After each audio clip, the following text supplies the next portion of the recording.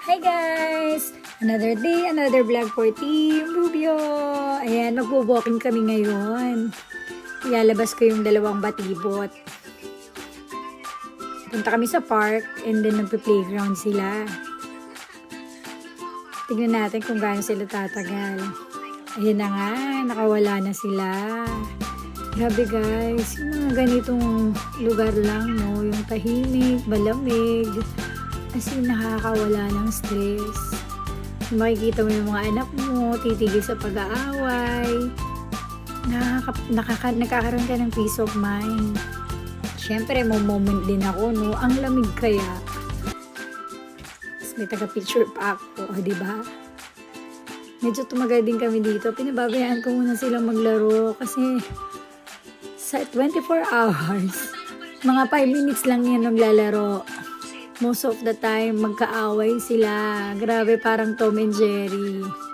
Yan, pinipilit ko sila mag-exercise. Tatabo kami and then walking. Para iwas away. Nakakapagod din kayang sumaway. Mas gusto ko pang maglakad, magtumakbo, kaysa sumaway. Grabe, para na akong dinosaur. Mimasaur. Laging galit, laging galit. Kaya minsan kailangan talaga ng time para maiba yung iniisip nila. Kasi para hindi sila lagi nag-aaway. Pag magkadikit lang yun na, mag-aaway ulit. Ayan. Lumipat na kami sa playground. Siyempre, moment ko ulit to. Bago sila maglaro. Picturean nyo muna ako.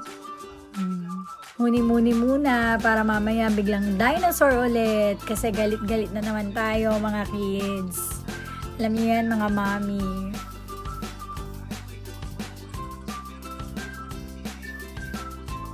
Feel na feel ko yung moment kasi alam ko mamaya magiging dinosaur na naman ako. May ayoko ng pakiramdam na gano'n na laging galit kasi talagang naiiyak ako. Pero pag nakikita ko ganyan sila kasi kalikot tapos kasaya, okay na okay ako kasi alam ko mamaya pag uwi namin bagsak naman sila. Ayan lang guys for today. Thank you for watching. Wait nyo ulit ang another vlog namin. Thank you for watching. Bye! See you again!